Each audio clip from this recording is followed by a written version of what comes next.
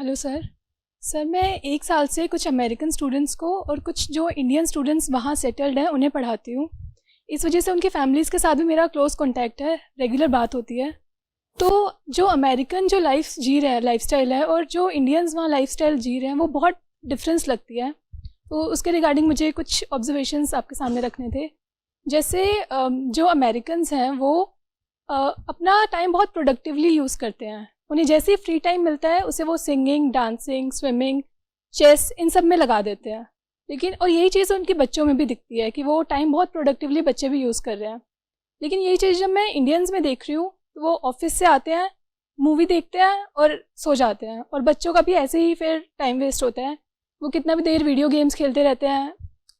साथ में अमेरिकन्स के घर में मुझे बड़ी लाइब्रेरी दिखती है, सारे म्यूज़िकल इंस्ट्रूमेंट्स सब दिखता है, बट इंडियंस घर में मुझे वो भी मिसिंग दिखता है। फीमेल्स की भी अगर मैं बात करूँ जो उनकी मम्मी है बच्चों की, तो वो अमेरिकन्स जो है वो जॉब करती हैं, चाहे उन्हें रात भर काम करना पड़ रहा है, नाइट ड्यूटी करनी पड़ रही है, या फिर सुबह 4 बजे उठ के करना पड़ रहा है, वो कर रहे हैं और बच्चों की लाइफ में भी इक्वली इन्वॉल्व है। लेकिन जब मैं इंडियंस को देख रही हूँ तो वो उनकी मम्मी घर में ही रहती हैं। इसकी वजह से ये मेरी ऑब्जर्वेशन है कि थोड़ा बच्चों पर नेगेटिव इम्पैक्ट दिखता है, क्योंकि वो बच्चे बहुत डिपेंडेंट है अपनी मम्मी पर। उन्हें हर चीज़ उनकी मम्मी करके दे रही हैं, जबकि अमेरिकन्स जो है 7-8 साल का बच्चा भी अपना रूम खुद क्लीन कर रहा है, जो भी करना है उसे खाने के लिए खुद किचन में जाके ही ले रहा है। तो मुझे जानना था कि क्या जो अमेरिकन लाइफस्टाइल जो है वो सही है? अगर सही है तो इंडियंस की इतनी अलग क्यों है? आपको कौन सी चाहिए? पूरी स्वतंत्रता रहे, इन दोनों में से क्या चुनोगे? अमेरिकन वाली। वही ठीक है। कितनी गंदी बात हो गई है। एक आध्यात्मिक मंच से माना जा रहा है कि अमेरिकन ज्यादा अच्छी है। हमें तो लगातार यही बोलना है ना, हमारी संस्कृति महान है।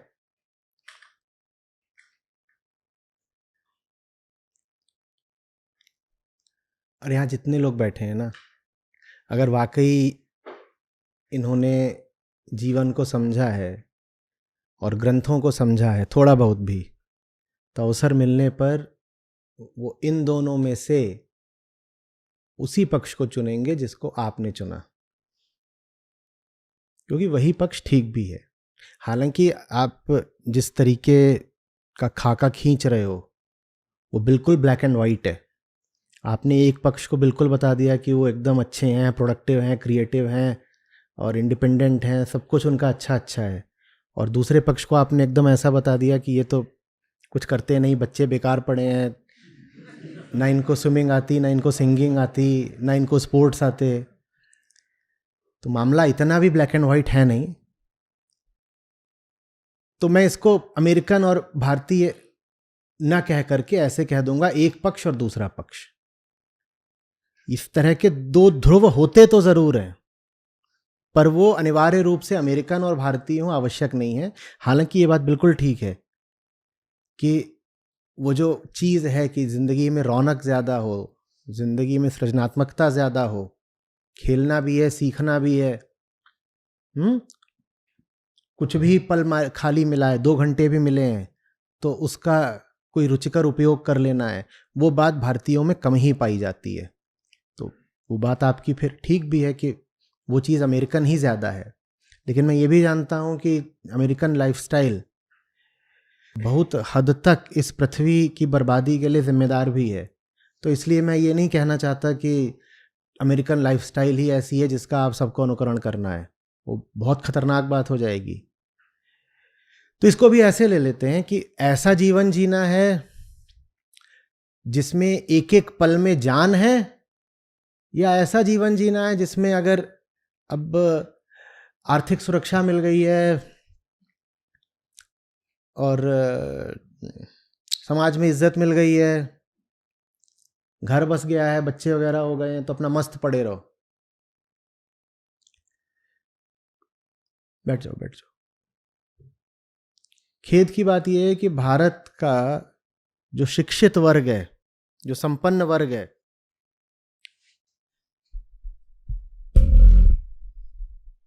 उसका सपना यही है, एक बार किसी तरह से नौकरी लग जाए, पैसे आने लग जाएं, या व्यापार कर रहे हैं तो व्यापार चलने लग जाए, घर बस जाए, पति मिल जाए या बीवी मिल जाए, जितने बच्चे चाहिए वो हो जाएं, दुनिया बोलने लग जाए कि भाई ही हैज अचीव्ड समथिंग। उसके बाद अपना मस्त पड़े रहो, मस्त पड़े रहो। दुनिया के सबसे कम सृजनात्मक लोगों में भारतीय आते हैं, लीस्ट क्रिएटिव। देखिए ऐसे ही थोड़ी है कि आपका 140 करोड़ लोगों का देश होता है और कॉमनवेल्थ में कुछ पदक मिल जाए तो एकदम उत्तेजित हो जाता है। यहां तो कॉमनवेल्थ में भी एक ब्रॉन्ज आ जाता है तो ऐसा लगता है वाह क्या बात हो गई। उसके लिए भी देश के प्रधानमंत्री तक बधाई देते हैं, वाह कॉमनवेल्थ में। जबकि कॉमनवेल्थ का स्तर खेलों का ही बड़ा नीचे का होता है। और यह भी कोई कहने की बात नहीं कि हमारे यहाँ पे खेल की सुविधा वगैरह नहीं है तो इसलिए इतना हम आगे नहीं बढ़ पाए। इतने सारे दुनिया के गरीब मुल्क हैं और वो ओलंपिक्स के स्तर पर भी अच्छा परफॉर्म कर लेते हैं।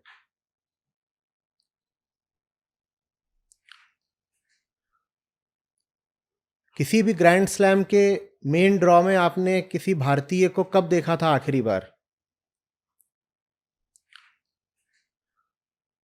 कितने साल पहले, कितने दशक बीत गए?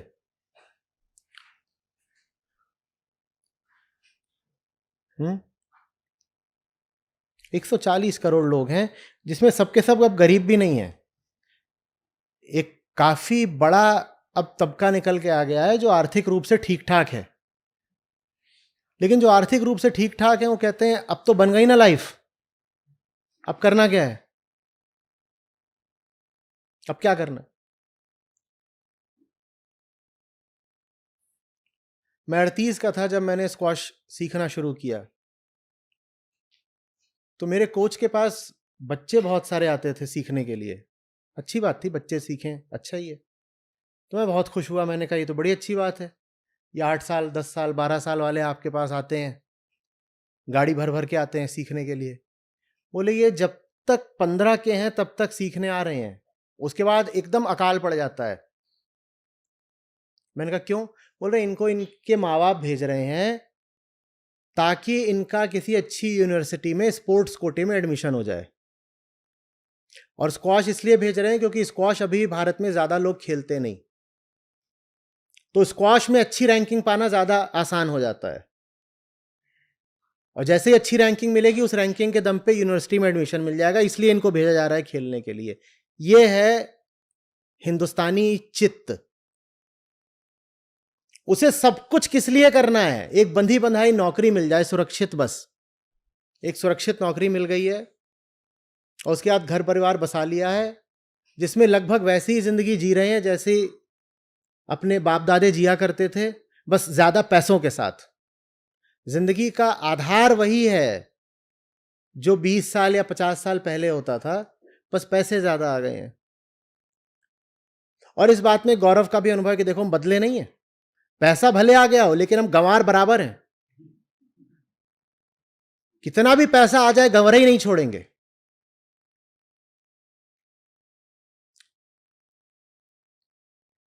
और इस बात को माना जाता है कि देखिए अपनी जड़ों से नहीं कटा ये इंसान, जड़ों से नहीं कटा। ये पहले भी मानता था कि पीपल के पेड़ पे चुड़ैल उल्टी लटकी है,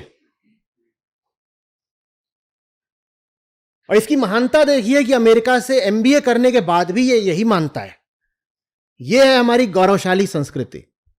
चुड़ैल को नहीं छोड़ेंगे, पढ़ाई कितनी भी हो जाए।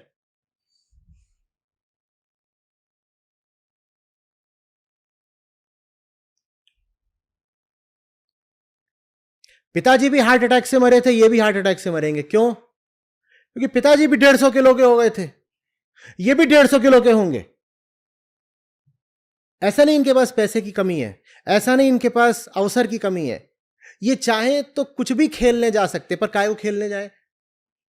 अरे भाई, मेहनत मजदूरी करना ये तो मजदूरों का काम है ना, पसीना बहाने के लिए थोड़े ही हम इतने बड़े अफसर बने हैं।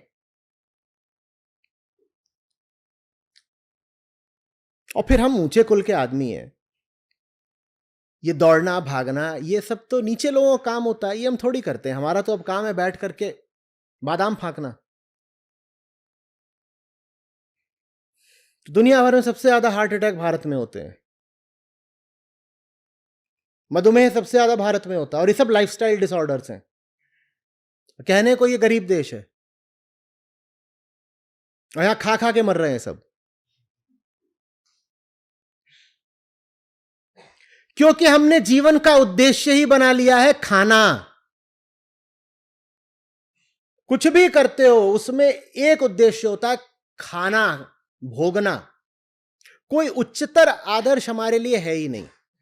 पश्चिम के पास कोई आध्यात्मिक आदर्श हो ना हो, उनके पास कम से कम एक लौकिक आदर्श तो है। उनके पास नहीं है आदर्श लिबरेशन का या मुक्ति का, पर उनके पास ये आदर्श है कि जितना जी रहे हैं इसको सुरुचिपूर्ण जीना है, जीवन में जितने रंग ला सकते हैं सब लाने हैं, दुनिया जितनी घूम सकती घूमेंगे, जो अधिक से अधिक कलाएं सीख सकते हैं सीखेंगे। डांस क्लासेस होंगी वहां पे 60-60 80-80 साल वाले एनरोल करके डांस सीख रहे होते हैं। 60-60 80-80 साल वाले एनरोल। भारत में आप बोल दीजिए 60-80 साल वालों को एनरोल करने के लिए, कहेंगे ये देखो बदतमीज, दादी को नचाएगा। तेरी हिम्मत हो गई इस तरह का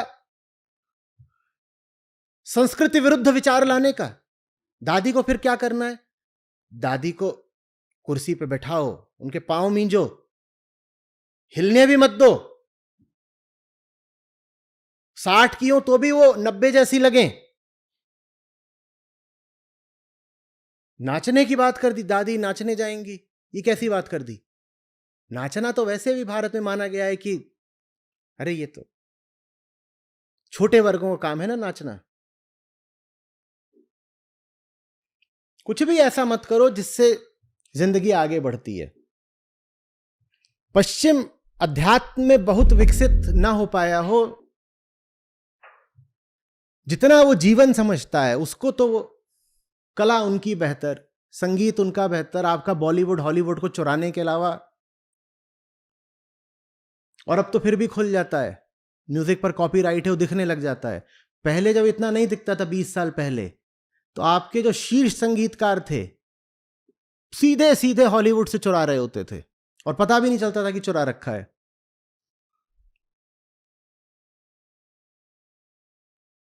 जिसको हम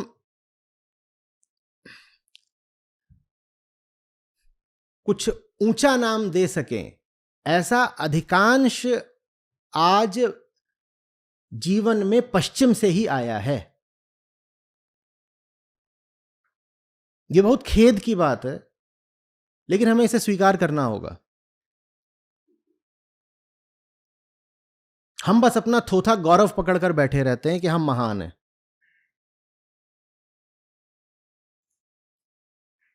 और कभी कोई हॉलीवुड का अभिनेता योग करता दिख जाए तो तुरंत कहेंगे देखो बड़े होशियार बनते थे, अब योग करना पड़ा ना, हम महान हैं। उन्हें तुमने एक दिन योग करते देख लिया तुम महान हो गए। तुम्हारा तो एक एक पल पश्चिमी आयातों से भरा हुआ है।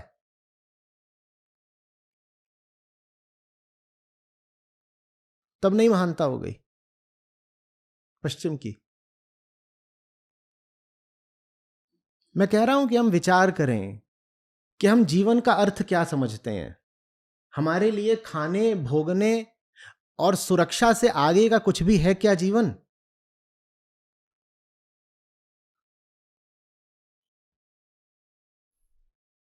हम में से कितने लोग यहां बैठे हैं जो खेलने जाते हैं? बहुत बहुत अच्छा लग रहा है ये 3 हाथ देख के भी। अब तो ऐसा हो रहा है कि कहीं मैं हार्ट अटैक से न गुजर जाऊं। 12-14 हाथ खड़े हो गए, सैकड़ों में 12-14। वाह, पूरा आप कर लीजिएगा। सैकड़ों में 12-14। और ऐसा नहीं है, आप सब पैसे वाले लोग हैं, इतना तो सबके पास है कि एक रैकेट खरीद लें और एक जूता खरीद लें। नहीं जाना, नहीं जाना। क्यों? अरे इतनी पढ़ाई इसलिए थोड़ी करी थी कि रैकेट घुमाएंगे, ये कोई बात है? यही आदर्श है। अभी सुनने में इसको आप मजाक की तरह ले रहे हैं। बात अगर मजाक की होती तो सिर्फ 10-12 हाथ क्यों खड़े हुए होते, वो भी सिर्फ जवान लोगों के। 50 से ऊपर के यहां कितने लोग हैं जो खेलने जाते हैं?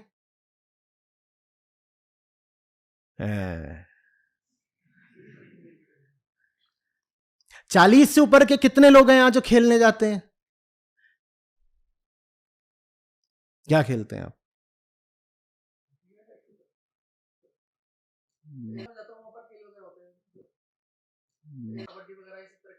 आप क्या खेलते हैं? यही माने क्या? जैसे कबड्डी।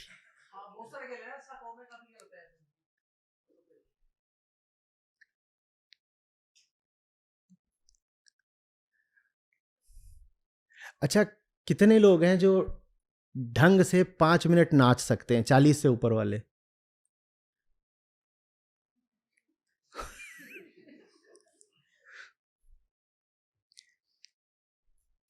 इतना शर्मा के क्यों? गुनाह हो गया क्या?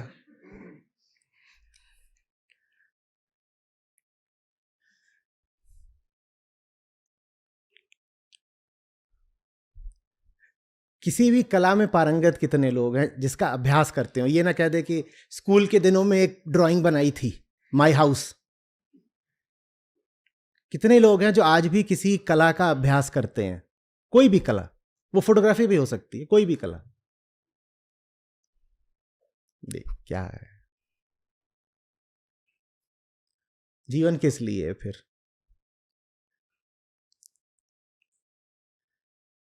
कितने लोग हैं जिन्होंने भारत भ्रमण भी करा है ठीक से?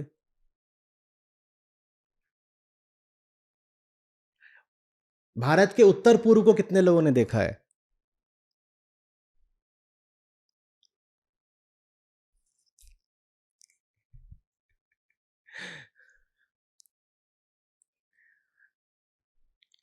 आप में से बहुत ऐसे हैं जो विदेश यात्रा की सामर्थ्य रखते हैं, है ना?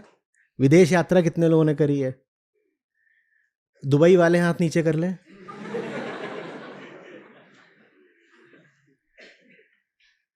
विदेश यात्रा माने विदेश। हाँ, नेपाल भूटान नहीं। क्यों? किस लिए कमा रहे हो आप? जन्म किस लिए, जीवन किस लिए, समय किस लिए? किस दिन की प्रतीक्षा कर रहे हो? आज 20 के हो, 40 के हो, कल 60 के, 80 के हो जाओगे। हालांकि 60-80 बोलने में भी मेरा आशय ये नहीं है कि 60-80 के हो जाओगे तो जीवन का अंत हो गया। 7 साल पहले यूरोप के टूर पे गया था, 2-3 हफ्ते का। तो वहाँ पर नीदरलैंड्स में एक गांव है छोटा सा, जैंडबूट। तो सत्र था, सत्र लेके लौट रहे थे, मैं था और 2-4 लोग थे संस्था के। तो वहाँ गांव के, वो समुद्र तट पर ही है गांव, तो वहाँ पर एक रस्म सी है कि हर शुक्रवार की रात को या हर शनिवार की रात को पूरा गांव नाचता है एक साथ। और वो जो गांव है वो एम्स्टर्डम से थोड़ी दूरी पर है, वो रिटायर्ड लोगों का गांव है जो कि शहर की भीड़ भाड़ में नहीं रहना चाहते, तो एक शांत तटीय जगह पे आके रह रहे हैं, कह रहे हैं अब अलग रहना है। और इतना वो जबरदस्त दृश्य था। गांव का ये एक चौराहा जैसा था। अब उनका गांव हमारे गांव जैसा नहीं होता है कि वहाँ झोपड़ी, गांव माने बढ़िया है। और उसमें पूरा गांव नाच रहा है, जिसमें 80-90 साल वाले भी हैं और गाने वाले भी वहां पे सब 60-60 80-80 साल वाले हैं। भारत में ये सोच पाना भी असंभव है ना। हो रहा होगा, आपको भी बुलाने आएगा तो आप कहेंगे हट, तुम जाओ, छोकरे लोगों का काम है, हम थोड़ी आएंगे। वैसे ही 80-80 साल वाले वहां पर खुली जगह है, खाली, अपना साइकिल चला रहे हैं और चला ही रहे हैं, साइकिल चलाई, लंबी खाली जगह है, उन पे अपना साइकिलिंग चल रही है, चल रही है, चल रही है, और एकदम फिट।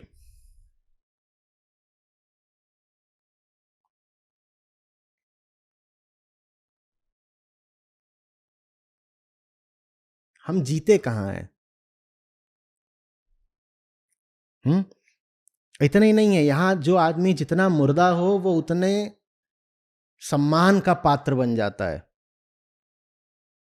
और जो आदमी जीवित दिखाई दे, जीवन की गर्मी और ऊर्जा और तरंग से विभोर, उसको लेकर के हमें असम्मान आ जाता है ना। एकदम अभी कोई मुर्दा होकर बैठ जाए, आपको लगेगा ये तो आदमी बढ़िया है।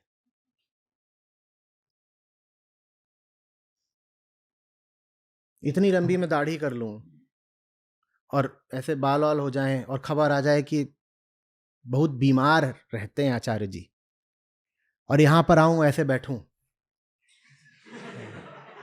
देखिए आपके मन में कितना सम्मान उमड़ेगा। जो जितना मुर्दा वो उतना प्रशंसनीय, उतना सम्माननीय है।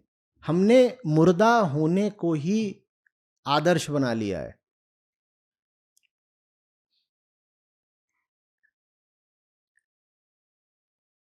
यही वजह है कि भारत को बूढ़ा देश बोलते हैं। अजीब बात है, अगर औसत उम्र के हिसाब से देखें तो बूढ़े देश हैं जापान और यूरोप। वहां पर औसत उम्र भारत से दूनी है, वो वास्तव में बूढ़े देश हैं शारीरिक आयु के हिसाब से। लेकिन सदा से बूढ़ा देश माना भारत को जाता रहा है, क्योंकि यहां का मन बूढ़ा है, यहां का बच्चा भी बूढ़ा है। यहां का बच्चा सीधे बूढ़ा हो जाता है बिना जवान हुए। बच्चा पैदा हुआ, वो 2-4 साल के अंदर बुढ़ा गया। यहां जवानी आती ही नहीं, और जवानी अगर कभी दिख जाए तो हमें खतरा पैदा हो जाता है, ये क्या है, छिच्छी।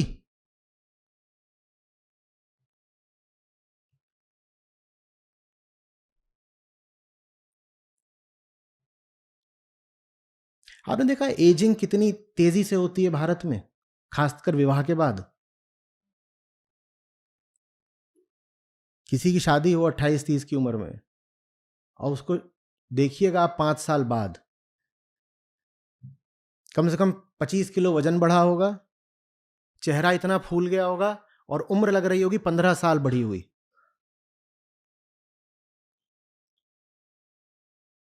क्योंकि हमारा उद्देश्य जीवंतता नहीं है, हमारा उद्देश्य भोग है। अब बताइए मटीरियलिस्ट कौन हुआ, अमेरिकन या इंडियन? बोलो। वो तो फिर भी हैप्पीनेस मांगते हैं, हम सिर्फ कंजम्पशन मांगते हैं। वो तो फिर भी खोजते हैं कि हैप्पीनेस और कहां कहां मिलेगी, नए नए रास्ते। हम तो वो जो पुराना सड़ा गला ढर्रा है भोग का, बस उसमें अटके रहते हैं, और उससे आगे निकलने की हम में हिम्मत भी नहीं होने पाती। कुछ नया देख लेते हैं तो थर्रा जाते हैं, ये क्या, ये कैसे, नहीं ऐसे नहीं।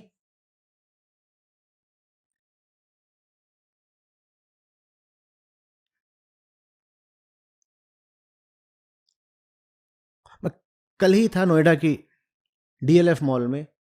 कभी ऐसा नहीं होता कि वहां पर ये ना दिखाई दे कि जो वहां ये बना रहता है आपका उतरने के लिए एस्केलेटर और चढ़ने के लिए, इसमें लोगों को डर ना लग रहा हो। 1-2-4 लोग हमेशा होंगे जो पहले ऐसे देखेंगे, उतरे नहीं उतरे, क्या है।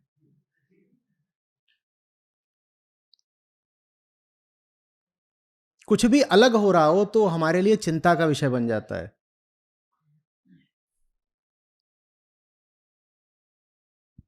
नए के प्रति हम खुले नहीं हैं, नए के प्रति हम और बंद हैं। हम डरे हुए लोग हैं जिन्हें अतीत जैसा ही जीना है, क्योंकि अतीत एक बार जिया जा चुका है, इसलिए जाना पहचाना है, इसलिए सुरक्षित लगता है।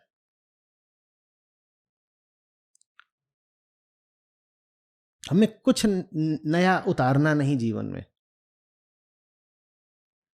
एक चिंता होती है, खाने पीने को हो जाए, सेटल हो जाए, उसके आगे कुछ नहीं चाहिए। और सेटल तो आप हो जाते हो 30 की 32 की उम्र में। तो उसके आगे जब आपको कुछ चाहिए नहीं, तो उसके आगे फिर कुछ मिलता भी नहीं। आप किसी से अरमान पूछो, जवान आदमी से, क्या चाहिए तुझे जिंदगी में, वो बस इतना ही बता पाता है, प्लेसमेंट, जॉब, यूपीएससी, या अगर घर के धंधे में लगा है तो पैसा। पूछो ठीक है ये, अब इसके बाद तो एकदम हक्का बक्का, क्योंकि इसके आगे उसने कभी सोचा ही नहीं, इसके आगे का उसे कभी चाहिए ही नहीं। ठीक है बाबा तेरी लग गई नौकरी, अब बता, अब नहीं, चलो शादी भी उसमें जोड़ लो, हो गई शादी, अब तो हो गई, तो मतलब इसके आगे थोड़ी कुछ होता है, माने दी एंड है, मर जाएगा। अब क्या करेगा, वो ले आया तू लड़की अब घर में, अब क्या करना है, आ गई, अब नहीं, अब तो मतलब पिक्चर खत्म हो जाती है ना यहां पे, फिर तो नहीं, यही तो होता है जब आप फिल्म देखने जाते हो, शादी हो जाती है, फिर पिक्चर खत्म हो जाती है, उसके आगे का तो कभी सोचा ही नहीं। हाँ, आगे कुछ चाहिए ही नहीं। किसके पास अरमान होते हैं कि 50 का होने से पहले इतने देश मुझे दुनिया के देखने हैं। आपको किसी चीज से प्रेम हो, मान लीजिए आपको अंग्रेजी पिक्चरें अच्छी लगती हैं, आप कभी सोचते हो कि एक बार जाके हॉलीवुड घूम के आओगे? हॉलीवुड छोड़ दो, हम में तो सभी फिल्मी हिंदी गाने सुनते हैं। कितने लोगों ने जाके बंबई में भी स्टूडियोज देखे हैं, कितने लोग जाकर के बंबई में भी थिएटर में बैठ के आए हैं।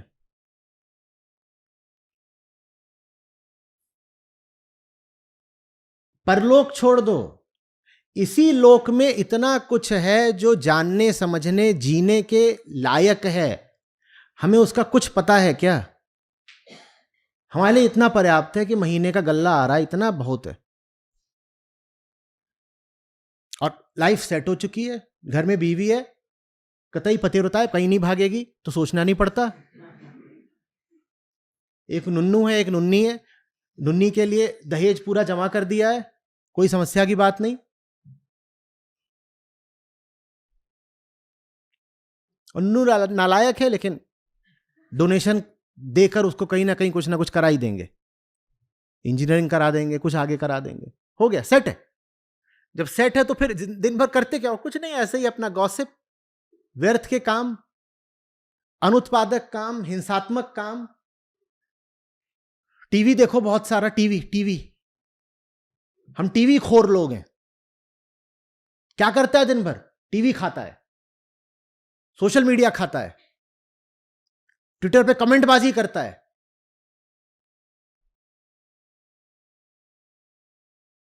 अभी ट्विटर बिका है, तो वहां पर जो बातें निकल के आ रही जिसकी वजह से बंधु को समस्या हो रही थी खरीदने में।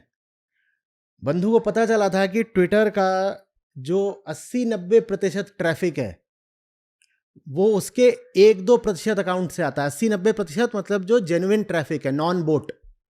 काफी सारा तो सिर्फ बोट्स हैं, जो आपको लगता है कोई ट्वीट कर रहा है। ये जो ट्रेंड वगैरह चलते हैं वो कोई इंसान नहीं होता, वो बोट्स हैं। वो दनादन कोई भी जो ट्रेंड चलाना है वो बोट वही ट्वीट करता रहेगा। आप पाएंगे कि एक ही वाक्य होगा या एक ही पैराग्राफ होगा, वो 1000 जगह पे चल रहा है, 1 लाख जगह पे चल रहा है।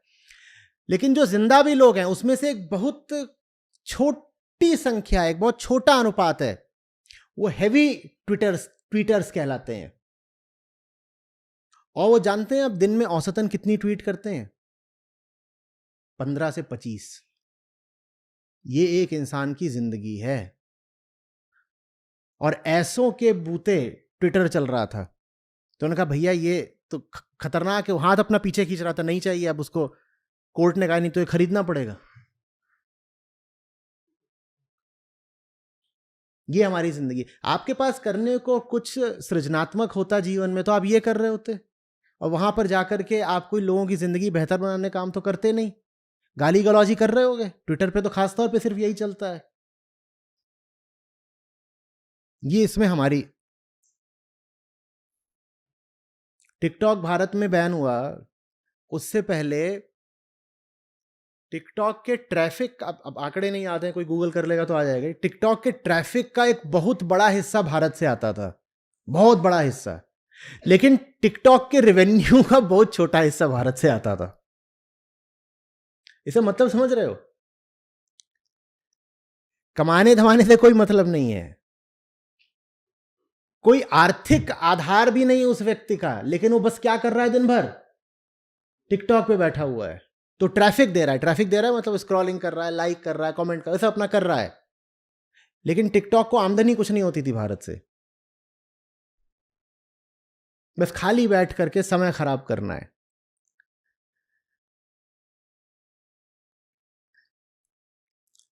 अभी जब बैंगलोर में थे, आईएससी में जब शिविर हुआ था, इतना अच्छा लगा। अब सत्र खत्म होता था, रात देर हो जाती थी, फिर मैं कहता था मुझे खेलना है।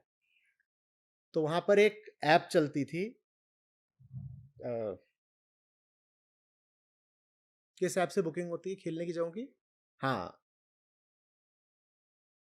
तो आप जहां हो, आप बस ये डाल देते थे कि इसके 5 किलोमीटर के अंदर अंदर बता दो। हालांकि रात में 1-2 बजे 5 किलोमीटर का भी कोई मतलब नहीं है, ट्रैफिक खाली रहता है। और इतने सारे कोर्ट्स वहां खाली मिल जाते थे, आप जाओ खेलो,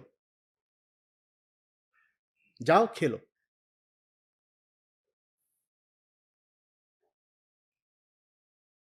उत्तर भारत में ये भी नहीं होता। आप यहां कहें कि रात के 11 बजे भी खेलना है तो आपको कुछ नहीं मिलेगा।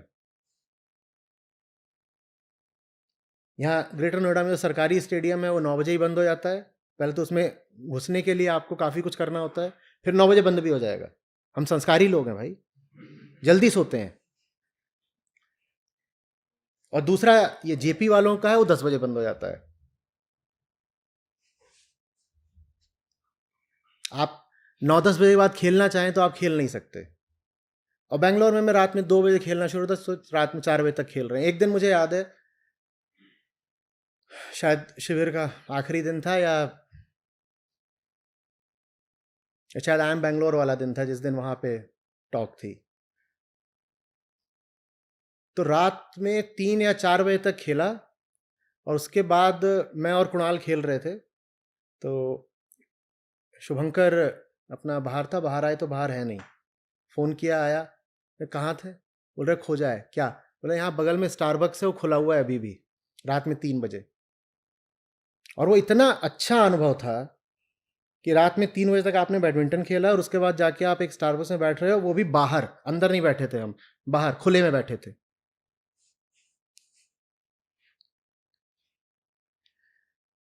हमें जिंदगी से कोई मतलब ही नहीं ना। हमारे लिए रात के 3 बजे का मतलब होता है खिड़की बंद करो, कुंडी लगाई कि नहीं, चिटकनी चढ़ाई कि नहीं। कोई बोले रात में 3 बजे कोई बैडमिंटन खेल के खुले में बैठा हुआ है स्टारबक्स में, हा, गंदा बच्चा। ऐसे करते हैं। नुन्नू को इसकी संगत से दूर रखना, बिगाड़ देगा।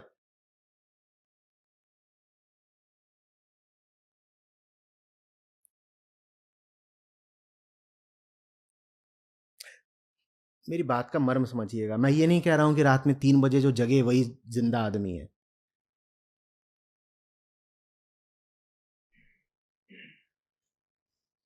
पर कुछ तो हो। इतनी कलाएं किस लिए होती हैं? हिंदुस्तान से जो अच्छी पत्रिकाएं निकलती थी वो सब बंद हो गई, उन्हें पढ़ने वाले पाठक नहीं मिलते हैं।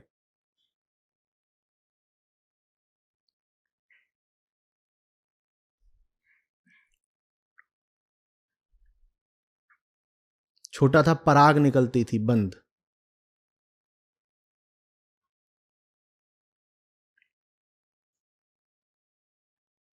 और याद आ रही हैं अच्छी पत्रिकाएं जो बंद हुई हैं सब? नंदन चंपक आती हैं अभी भी। ये तो एक स्तर की हैं, मैं साहित्यिक पत्रिकाओं की बात कर रहा हूं। चंदा मामा साहित्यिक हो गई।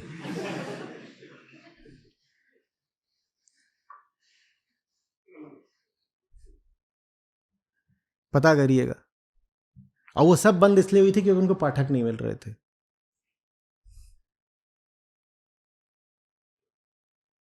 क्या देखने में मगन है आम आदमी?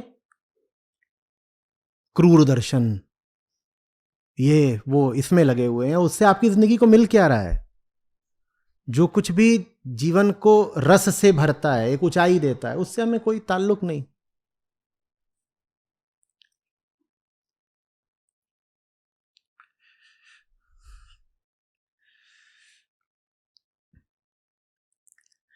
मैं कई बार पूछता हूं, क्योंकि सुरक्षा की ज्यादा चाहत हमारे यहाँ महिलाओं को होती है। मैं पूछता हूं, आप खाना बनाती हो, आप 40-50 साल से खाना बना रही हो, आपका मेन्यू भी बदला है? आप एक ही काम 40 साल से कर रहे हो, दाल चावल सब्जी रोटी, यही कर रहे हो तो इसी में कुछ, ये मार रहा है भाई, यही कर रहे हो तो इसी में कुछ विविधता ले आ लो। ज्यादातर घरों में तंदूर तक नहीं होता। ऐसा तो नहीं है कि आप तंदूरी चीजें खाते नहीं होंगे बाहर जाके, तंदूरी रोटी तो खाते होंगे, और तंदूर से कितनी चीजें बनती हैं भी खाते होंगे। मांसाहार की बात नहीं कर रहा हूं। कितने घरों में तंदूर है? इज्जत बचा ली उसने कोने में। अब वो भी डर के नीचे कर लिया कि मैं ही क्यों फंसूं। अरे जो गुनाह कोई नहीं कर रहा वो मैं ही क्यों करूं? नहीं, मेरे यहां भी तंदूर नहीं है। और जब आप जाते होंगे रेस्टोरेंट में, आप ज्यादातर तंदूरी रोटी मंगाते हैं, ठीक? अगर रोटी मंगा रहे हैं तो आप रेस्टोरेंट में तवा रोटी तो नहीं बोलते होंगे ज्यादातर, ठीक बोला ना? घर में तंदूर तक नहीं होता। चाय तो सब पीते हैं, क्या चाय में भी विविधता लेकर के आए? आज भी वैसी चाय पी रहे हो ना जैसे 40 साल पहले पीते थे? और कम से कम 40 तरह की अलग अलग चाय बन सकती हैं, वो भी बनवाई कभी?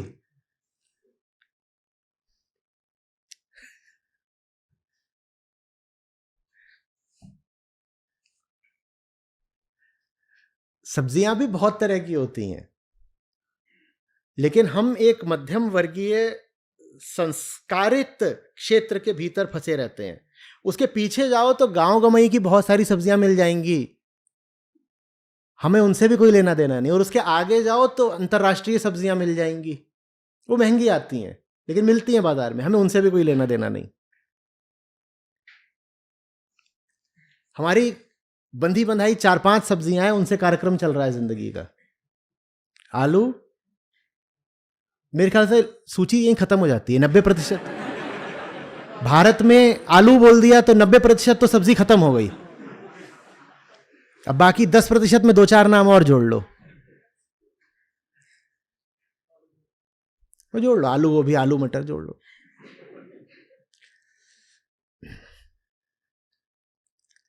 कहीं भी कुछ ऐसा है कि कुछ नया हो, कुछ ताजा हो, कुछ जानना है, सबका सब बस अतीत का दोहराव। मां ने आलू गोभी खिलाई, मैंने आलू गोभी बनाई। नया कुछ नहीं, न जानना है, न सीखना है, न करना है।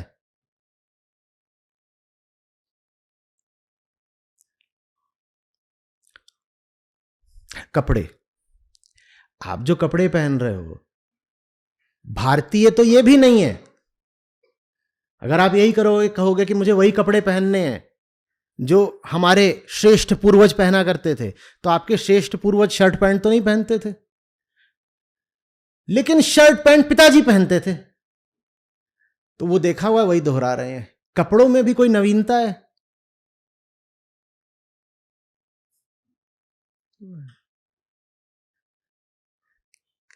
Loveless and colourless.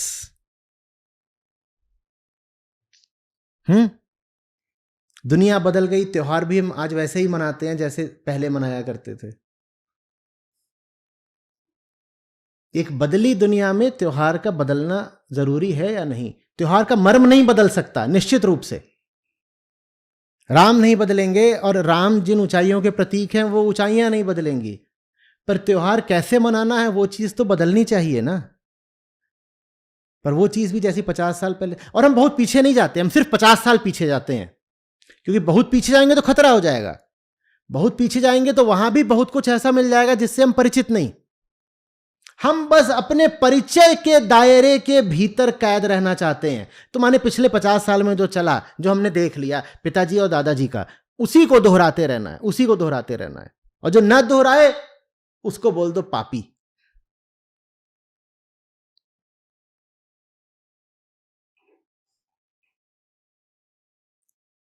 तो पिताजी थोड़ी गए थे उत्तर पूर्व घूमने। जब पिताजी ने नहीं घूमा तो हम कैसे घूमे? संस्कारों की बात है। पिताजी ने अपना गांव देखा था और कुल एक बार जिले में शहर तक गए थे पूरी जिंदगी। तो हमने यही बड़ा पाप कर दिया है कि हम जिले से बाहर निकल के थोड़ा प्रांत देख लिए हैं। अब हम ये थोड़ी करेंगे कि प्रांत से भी बाहर निकल के उत्तर पूर्व चले जाएं, कहीं और चले जाएं।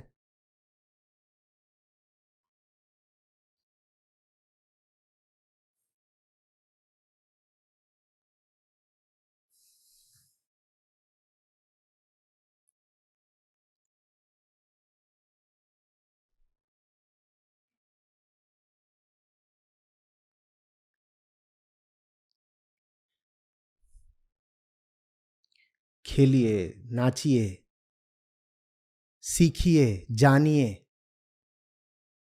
यात्रा करिए, पढ़िए।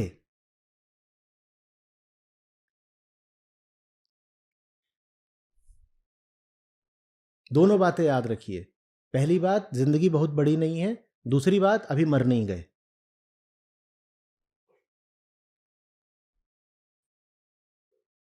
याद रखेंगे जिंदगी बहुत बड़ी नहीं है तो थोड़ी जल्दी रहेगी, वो जल्दी आवश्यक है। और याद रखेंगे कि अभी मर नहीं गए तो ये बहाना नहीं दे पाएंगे कि अब तो बहुत देर हो गई है, अब क्या करना है। देर हो गई होगी, हो सकता है आप 50 के हो गए, पर अभी मर तो नहीं गए ना। आप शुरू करिए।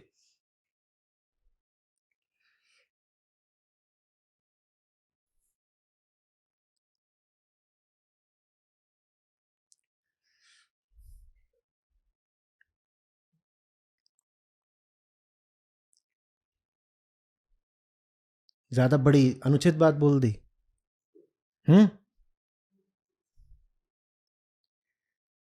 ठीक नहीं लग रहा।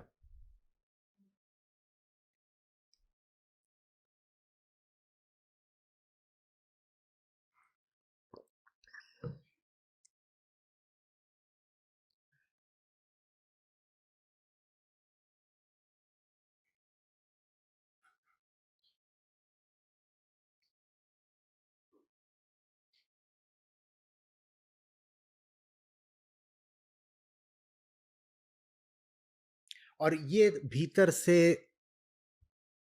अकड़ तो बिल्कुल ही निकाल दीजिए कि जो लोग आपकी तरह की जिंदगी नहीं जी रहे वो आपसे नीचे के हैं।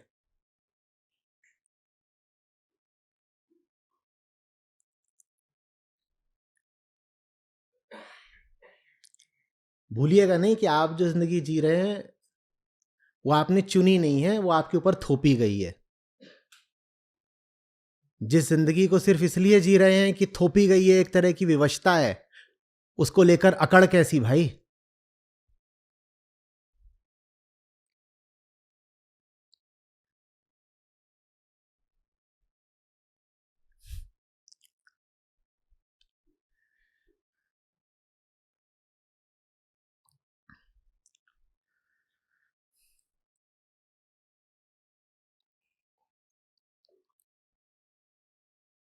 अभी बहुत दिन नहीं बीते हैं, विवाहित महिलाएं बाल ही नहीं कटवाती थी। शायद अभी भी बहुत घरों में ये चलता हो।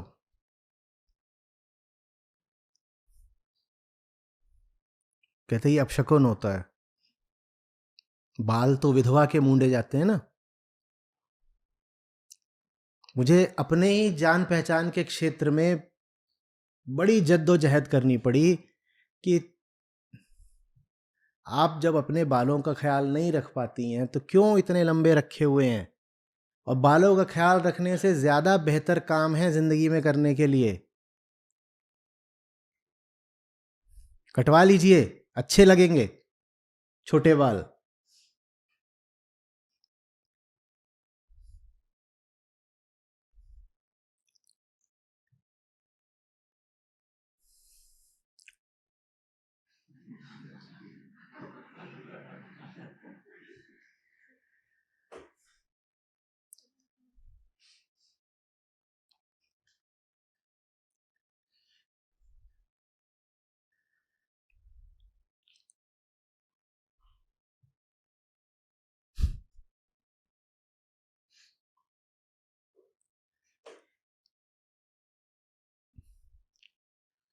मुझे बड़े बालों से कोई समस्या नहीं है, लेकिन मजबूरी नहीं होने चाहिए ना, चाहे बड़े बाल हो चाहे छोटे बाल हो।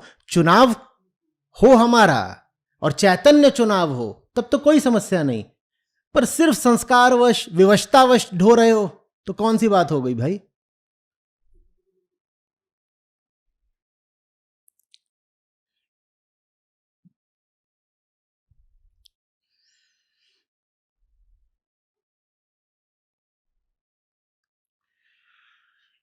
अच्छा, फिर एक मानसिक प्रयोग करिएगा।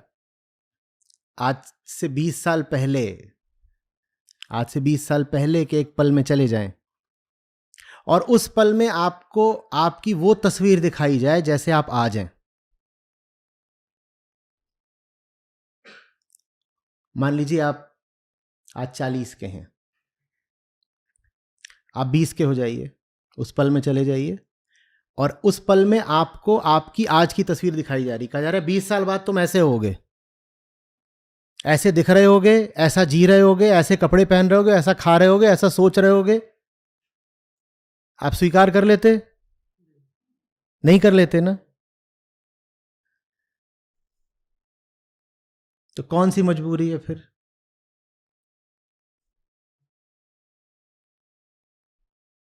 कुछ नहीं, बस सेटल हो गए हैं। The great Indian dream, get settled.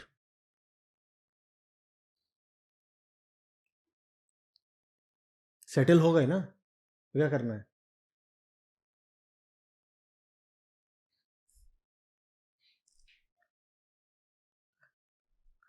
आप भी कभी कॉलेज में थे, कभी जवान थे, बूढ़े ही नहीं पैदा हुए थे।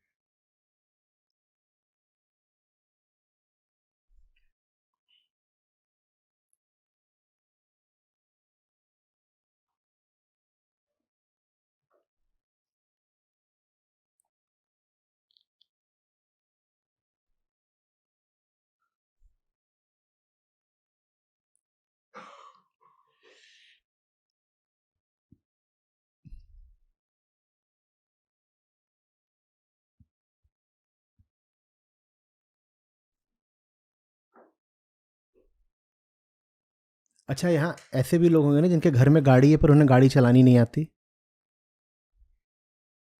अब छुपाइए मत, देखिए हमारी आपकी बात, उठा ही दीजिए हाथ। घर में गाड़ी है पर चलानी नहीं आती, उठाइए उठाइए। देवियों के ज्यादा उठेंगे, उठाइए।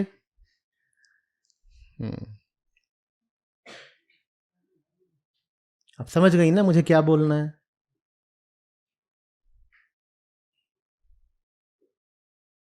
क्यों?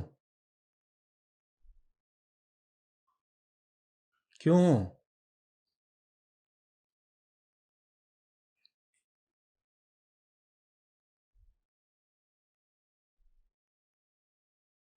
वो जो स्मार्टफोन से पहले वाला चलता था नोकिया, वो अभी भी बिकता है भारत में। और उसकी वजह ये नहीं कि वो सस्ता है, स्मार्टफोन भी अब बहुत सस्ते हो गए हैं। उसकी वजह ये है कि बहुत लोग ऐसे हैं जो स्मार्टफोन चलाना जानते ही नहीं, उन्हें सीखना ही नहीं है, उनकी आदत उसी की लगी हुई है। वो कह रहे हैं आदत लग गई ना, संस्कार लग गए। और जो संस्कारों को बदले वो पापी, तो कह रहे वही दे दो, बस वही चलाते हैं वो।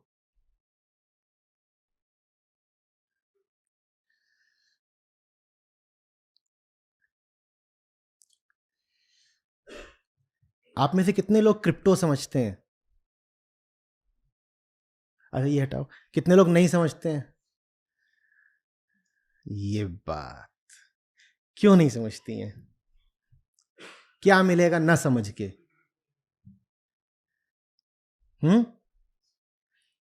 क्या मिलेगा ना समझ के?